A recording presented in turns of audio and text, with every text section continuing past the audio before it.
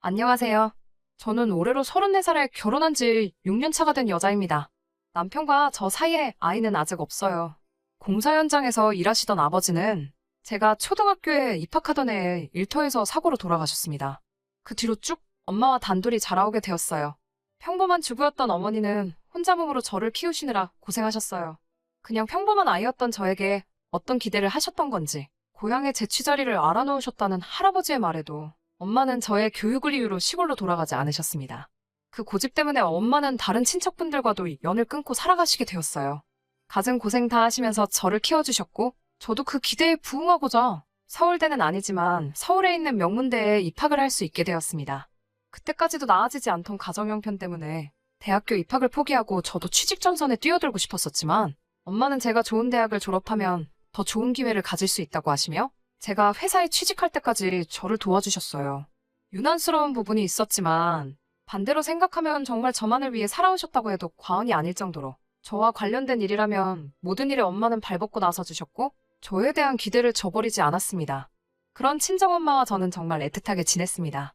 정말로 남들보다 뛰어난 것 하나 없는 저였기 때문에 대학교를 졸업하고 평범한 회사에 취직하게 되었지만 취직이 결정된 그날에 엄마와 서로 부둥켜 안고 하루 종일 울었습니다. 그렇게 저를 아껴주시던 어머니를 2년 전에 잃고 말았습니다. 엄마를 잃은 충격보다 그로 인해 벌어진 어이없는 사건에 대해서 한번 이야기를 해보려고 합니다. 남편은 제가 회사를 다닐 때 만나게 되었습니다. 동갑내기라 그런지 친구 같은 모습이 참 좋았던 남편은 서글서글한 그 성격에 제가 사랑하는 친정엄마에게도 너무 잘했습니다. 집에 여자만 둘뿐인 걸 알게 된 남편은 발벗고 나서서 저희 모녀를 참 많이 도와줬어요. 저는 남편에게 많은 호감을 느꼈고 그렇게 1년 정도의 연애 기간을 보내고 결혼을 하게 되었습니다. 저희 집이 사정이 좋은 편은 아니었지만 그렇다고 남편의 집과 비교했을 때 엄청나게 큰 차이가 나는 정도는 아니었습니다. 남편이 모아둔 돈과 시댁에서 돈을 어느 정도 해주셔서 대출을 끼고 서울에 집을 구해서 신혼생활을 시작하게 되었습니다.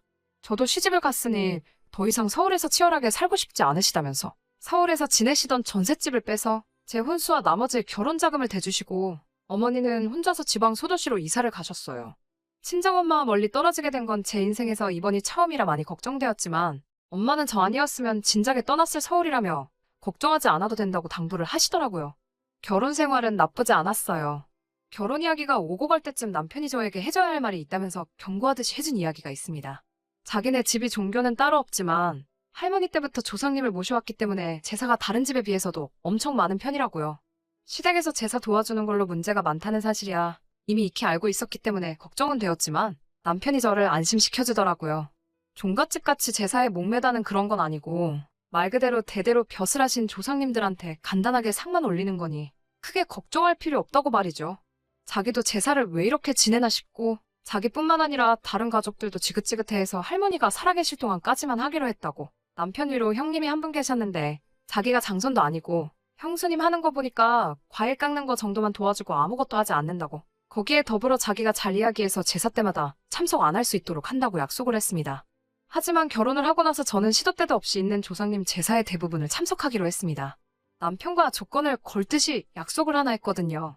제사를 몇 번 지내든지 다 참석을 할 수 있다고. 그 횟수는 상관이 없지만 명절 때만큼은 친정에서 더 오랜 시간을 보낼 수 있게 손 좀 써달라고요. 이미 이런 사정을 알고 있던 시댁에서도 달가워하지는 않았지만 그런 점을 이해해 주셨고 남편의 도움으로 명절에는 점심 저녁 식사만 하고 바로 친정으로 출발할 수 있게 허락해 주셨어요. 그래도 다른 남편의 형제들도 있고 해서 명절날이면 새벽같이 시댁에 올라가서 제사 준비를 돕거나 하는 걸 빼먹은 적은 한 번도 없었습니다. 그리고 결혼한 지 3년 차가 되던 해에 시할머니께서 돌아가시게 되면서 조상님께 매번 제사 드리는 걸 달가워하지 않던 시댁에서도 제사를 줄이기 시작해서 오히려 명절 때도 따로 제사를 안 올리게 되었습니다. 그리고 엄마가 돌아가신 2년 전 추석 연휴가 시작되었어요. 아직도 그날을 생각하면 후회가 많이 남습니다. 이래 시작은 시댁에서였어요. 평소처럼 새벽 일찍 도착해 명절 음식 준비를 도왔습니다. 시가에서 모여 저녁 식사가 끝나고 뒷정리를 전부 도와드린 뒤에 친정으로 출발할 준비를 하고 있었어요. 설거지를 끝내고 나오는데 운전을 해야 할 남편이 시댁 식구들과 술을 마시고 있더라고요. 남편에게 운전해야 되는데 무슨 술을 마시냐며 술잔을 뺐었는데 시어머니께 한 소리를 들었습니다. 하시는 말씀이 이제 매번 지내는 제사도 안 지내는데 시가에서 하루도 머물지 않고 친정으로 가는 건 너무 불공평하지 않냐면서요. 제사를 안 지내게 된 만큼 시가에서 반, 친정에서 반을 보내라고 말씀하셨습니다. 저희 어머니가 저를 보고 싶어 하는 만큼 시어머니도 그동안 아들이 보고 싶었으니 이해해달라고요. 차라리 미리 말씀해 주셨으면 좋았겠다는 생각을 했지만 시어머니의 말이 틀린 말은 아니고 충분히 시어머니나 남편의 입장도 이해가 갔기 때문에 다음날 점심 늦지막히까지 시댁에서 더 머물게 되었습니다. 저녁에 엄마하고 통화를 했는데 시간적인 여유가 많이 생기셨으니 제가 좋아하는 음식들로 만나게 준비해 놓을 테니 시댁에서 맛있는 거 너무 많이 먹고 오지 말라며 저를 달래주시더라고요. 다음날 이제 출발한다고 엄마한테 전화를 하는데 전화를 받지 않으셨어요. 전날에 도착하기로 1시간대쯤이면 충분히 도착할 것 같아서 엄마는 음식 준비하신다고 정신이 없으신가 싶어 별 다른 생각 없이 출발하게 되었습니다. 친정에 도착해서 아무리 현관문에서 엄마를 불러도 아무 대답이 없으셨어요. 느낌이 쎄해서 부랴부랴 문을 따고 안에 들어갔는데 부엌에는 제가 좋아하는 음식들이 준비되어 있었고 엄마는 그 옆에서 바닥에 쓰러지신 채로 의식이 없었습니다. 뇌졸중이었습니다. 골든타임을 놓친 어머니는 그날 뇌사 판정을 받으셨고 2주 뒤에 병원에서 돌아가시게 되었습니다. 일이 아무것도 손에 잡히지 않았습니다. 그날 남편을 데리고 나와 하루를 머물지 않고 바로 출발했다면, 아니 제가 운전면허 따는 걸 미루지 않고 그날 저 혼자서라도 출발했었다면 엄마가 그렇게 된 게 전부 제 탓만 같고 저 때문에 이 사단이 난 것 같아 견뎌내기가 너무 힘들었어요. 부모 일은 자식이 저 하나만은 아니잖아요. 결국 어느 정도 시간이 지나고 이겨낼 수 있었지만 그래도 그 무거운 마음만큼은 떨쳐버리기 힘들더라고요. 진짜 문제는 엄마가 돌아가신 이후부터였습니다.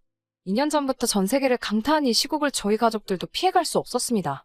자영업을 하던 형님네가 가장 큰 타격을 입게 되었지요.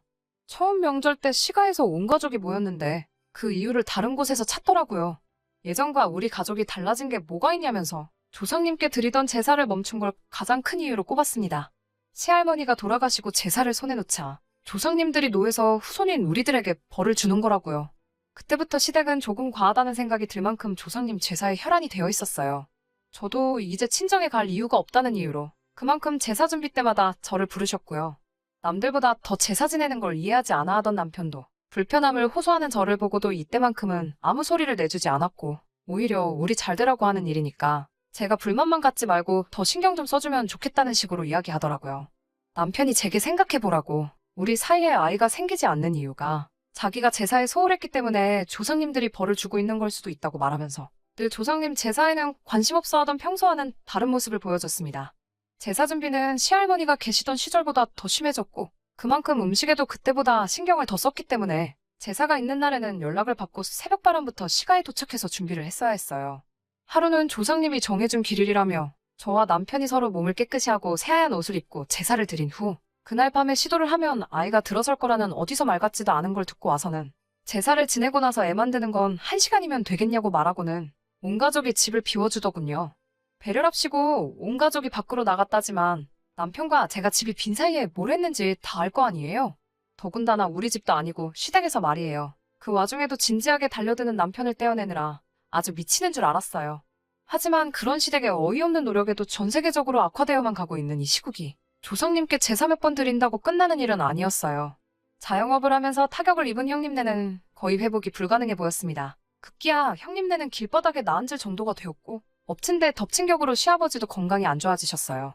남편과 저 사이에 아이는 당연히 생기지 않았고 거기에 더불어 남편의 회사에서 인원 감축을 준비 중이라는 소문까지 나돌게 되었죠. 제사에 큰 의미를 두지 않는 남편도 이때쯤부터는 역시 그동안 제사를 안 드려서 그런가?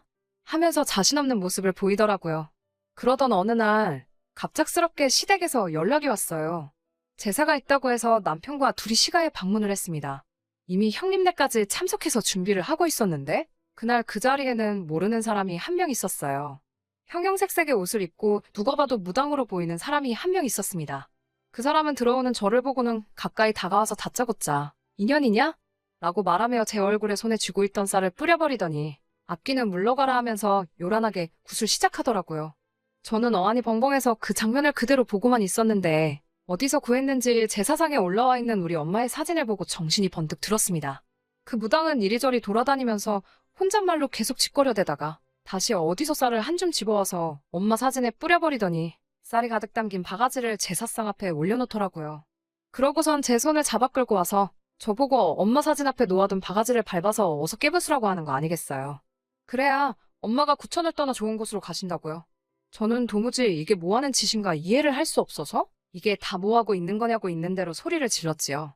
우리 엄마 사진이 여기 왜 있고 이게 지금 뭐 하는 거냐며 한참을 화를 내고 있으니 시어머니가 제 팔을 잡아 구석으로 끌고 가서는 설명이랍시고 한다는 말이 저분이 아주 용한 분이신데 집안에 생기는 우환들이 다 저희 엄마가 혼자 돌아가신 게 억울해서 성불하지 못하고 구천을 떠돌면서 시댁에다가 복수를 하고 있는 거라고 다 저와 제 남편이 잘 되게 하기 위해서 하는 거니 저보고 빨리 시키는 대로 하자고 저를 설득하더라고요. 어이없어서 남편을 쳐다봤는데 항상 제 편을 들어줬던 남편도 이게 별다른 의미가 있는 게 아니라 장모님 좋은 곳으로 보내드리려고 하는 거니까 나쁜 쪽으로만 생각하지 말라며 오히려 저를 설득하는 게 아니겠어요? 남편의 그런 모습에 화가 또 나서 넌 이걸 다 알고 있었는데도 나한테 아무 말도 안 한 거냐고 화를 냈더니 고개만 숙이고 아무 대답도 못하고 있더군요. 아무리 엄마가 그날 돌아가셨다는 게 천명이었고 거스를 수 없는 일이라고 한다고 해도 이건 해도 너무한 거잖아요. 그동안 엄마가 돌아가신 것에 대해서 저는 항상 저의 부족함을 탓했지. 그날따라 하루를 더 머물게 한 시댁의 잘못이라고 생각하거나 그때 왜 그랬냐며 시댁을 탓한 적도 한 번도 없었거든요. 그런 것도 모르면서 이젠 우리 엄마를 집안에 말아먹게 만드는 악귀 취급을 하면서 퇴치를 해야 한다고 하는 개소리를 듣고 있자니 그 순간 저도 눈앞에 보이는 게 하나도 없더라고요. 그 길로 저를 붙잡는 시어머니를 뿌리치고 제사상부터 구판까지 하나둘씩 전부 뒤집어 엎어버렸습니다. 고래고래 소리를 지르면서 그 대단한 시댁 조상들 욕을 하기 시작했어요. 니들 조상이 얼마나 대단한 사람들인지는 모르겠는데 우리 엄마 귀신 하나를 당해내지 못해서 무당까지 불러다가 구판까지 버려야 되는 거냐고 엄청난 조상들 났다고 깽판을 부렸어요. 제가 난동 부리고 있는 걸 멀뚱멀뚱히 구경하고 있는 무당한테도 다가가서 바가지에 담아놓은 쌀을 그 사람한테 뿌려버리고 당신이야말로 번지수 잘못 찾았다고 진짜 용한 사람이 맞냐고 한마디 했죠. 진짜 악귀는 우리 엄마가 아니라 그깟 제사 몇 번 건너뛰었다고 후손들 하는 일도 망하게 만들고 아예 한 명 보내주지도 못하는 저 사람들의 조상들이야말로 악귀지. 애꿎은 우리 엄마 건드리지 말라고요. 한참을 시댁을 뒤집어 엎고 나서야 혼자서 밖으로 나왔네요. 제 눈치 보면서 쫓아오는 남편에게도 따라오지 말라고 소리치고 시댁을 뒤로하고 엄마가 혼자 지내던 엄마의 집으로 돌아왔습니다. 회사에는 사정을 이야기하고 휴직을 하고 있는 상태고 결국 남편과는 이혼 절차를 밟고 있는 중입니다. 집도 남편이 해온 거니 그 집에 채워놓은 혼수만큼만 다시 돌려받는다면 더 이상 바랄 게 없겠네요. 저는 이 결혼 생활로 많은 것을 잃었긴 했지만 새 출발을 해보려고 합니다. 그 사람들에게 일말의 양심이라도 남아있어 진정한 사과를 했으면 아무 일도 없었던 척 다시 돌아가 볼까도 했지만 그날 이후로 따로 아무 말도 없는 시댁과 남편에게 돌아가고 싶은 생각이 하나도 없어요. 계속 그렇게 조상님만 찾으면서 살고 있겠죠. 구판까지 버렸어도 조상들한테 정성이 부족했는지 남편은 결국에는 회사에서 정리해고를 당했다네요. 건강이 안 좋아지셨던 시아버지는 아무 일 없었지만 시어머니가 결국엔 유행병에 걸리셨다는 소문을 들었어요. 형님네 가게가 망한 건 말할 것도 없고요. 혹시나 이 사연을 들으시는 분들 중에 조상님을 모시는 분들이 계시다면 제가 그걸 비하를 할 의도가 있다거나 한 게 아니니 넓은 마음으로 이해해 주셨으면 합니다. 그리고 새로운 삶을 시작할 저도 응원해 주세요. 긴 이야기 끝까지 들어주셔서 감사합니다.